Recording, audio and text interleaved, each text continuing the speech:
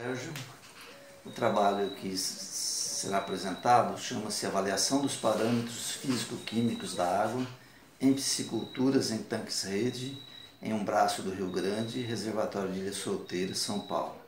Os autores Sérgio Brito Carvalho, Yara Bernardes Santana e Letícia de Oliveira Manuel. Falando então a introdução, a água é um dos mais importantes recursos naturais de que a sociedade dispõe, sendo indispensável para a sua sobrevivência. Dentre os vários usos da água doce, destacam-se aqueles que são empregados para várias finalidades, e essa água então ela é aproveitada para agricultura, para residências, indústrias, lançamento de esgotos, captação de água, macrófitas, enfim, pecuária. E embora nós tenhamos um volume relativamente grande de água, essa utilização da água tem sido utilizada em grandes quantidades e tem se perdido a água em termos de qualidade. Nós temos deteriorado a qualidade da água de uma forma geral. Inclusive, a construção de barragens tem sido um fator também que pode influenciar em termos de qualidade do uso dessa água. A sobrepesca, a construção dos represamentos também tem influenciado com a diminuição das capturas das espécies nobres. E nesse sentido a aquicultura tem sido vista como uma grande possibilidade, uma grande salvação da produção de pescado no país, além de ampliar a possibilidade de absorver a mão de obra antes envolvida com a pesca extrativista, que foi reduzida em grande quantidade. Essa atividade atua como fonte de energia secundária às pisciculturas, ao ecossistema aquático, na forma de sobra de rações e efluentes, causando interferências na qualidade da água, no sedimento, nas comunidades bentônicas, plantônicas e peixes. O objetivo do trabalho foi avaliar alguns parâmetros físico-químicos da água em pisciculturas em tanque-rede no reservatório de Ilha Solteira, Rio Grande, São Paulo. Dentro do material e métodos, nós vamos então mostrar que esse trabalho foi realizado junto ao Ribeirão Cancã, no Rio Grande, avaliando-se 3 pontos diferentes em 3 áreas de piscicultura na região de Santa Clara do Oeste. Aqui algumas imagens que mostram a piscicultura P1, a piscicultura P2, a piscicultura no ponto 3.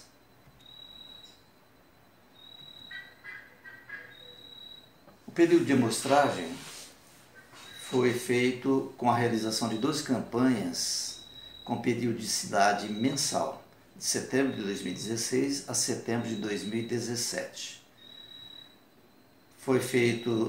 As coletas foram feitas no período matutino, utilizando garrafas de polietileno de 1 litro, higienizadas com água ionizada.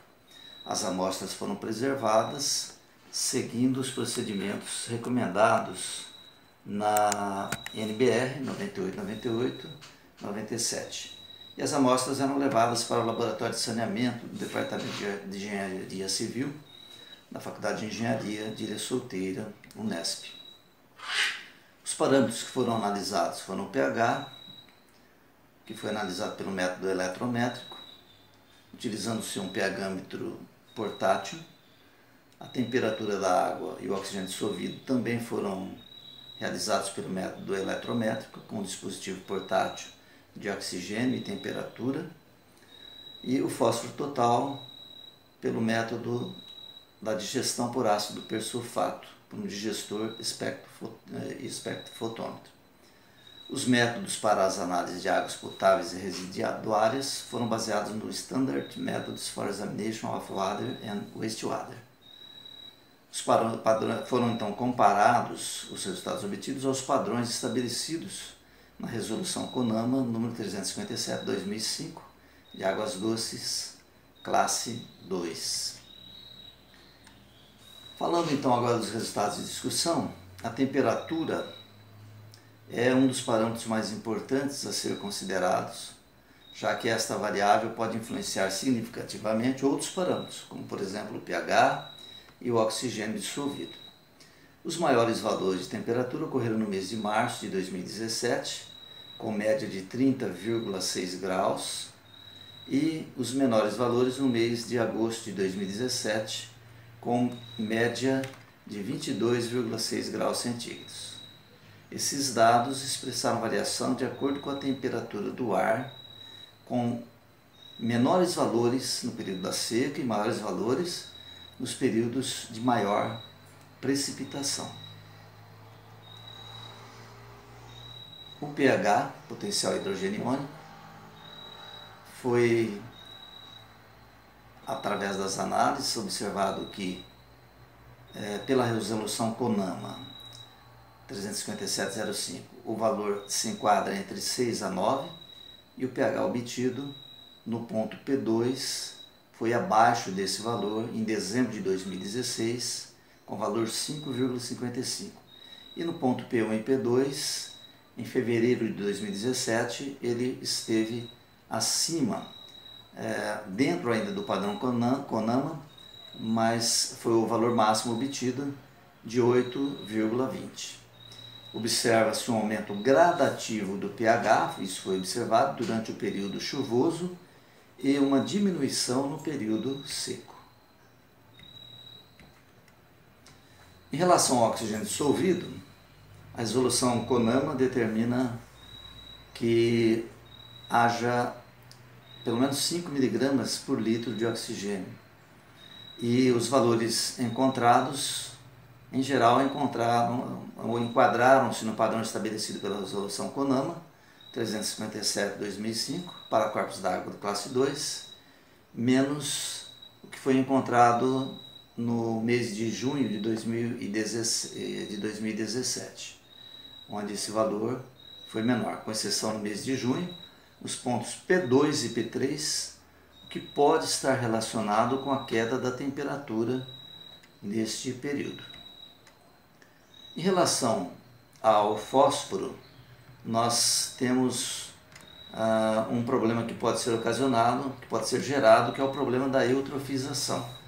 A eutrofização é uma fertilização da água, principalmente por fósforo, em águas naturais que não foram submetidas a processo de poluição. A quantidade de fósforo total varia de 0,005 a 0,020 mg por litro. A eutrofização pode produzir alto nível de nutrientes, pouca penetração de luz, pouco oxigênio dissolvido, águas turvas, alto crescimento de algas e baixa diversidade de peixes.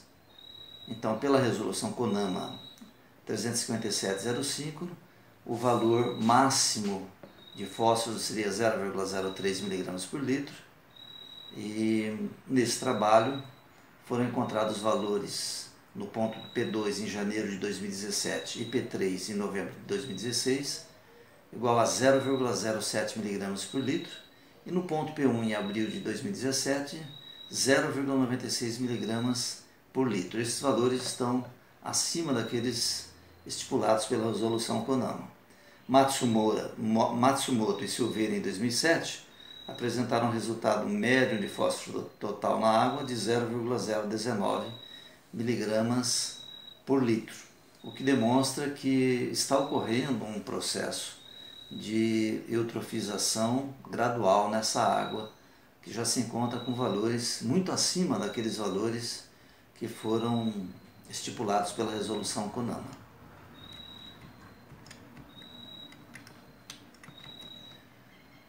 Conclui-se, portanto, que a piscicultura em tanques-rede influencia a qualidade da água, e no braço Cancan isso ocorreu dentro do reservatório de Ilha Solteira, no Rio Grande, o que pode levar a processos, ou pode induzir a processos de eutrofização, caso não sejam tomadas medidas em relação à quantidade de fósforo que possa ser gerada nesses ambientes de piscicultura. Algumas recomendações que nós teríamos seria, visando minimizar o impacto gerado pela atividade de piscicultura, o monitoramento da qualidade da água e as condições sanitárias nas unidades de cultivo, incrementar rações de qualidade, melhorando a eficiência alimentar e a biodisponibilidade desses nutrientes para os peixes, investimento técnico e capacitação de piscicultores para arraçoamento adequado, evitando excesso de alimentação. Isso poderia fornecer condições melhores em termos de capacidade de suporte ambiental dentro desse recurso hídrico. Obrigado pela atenção.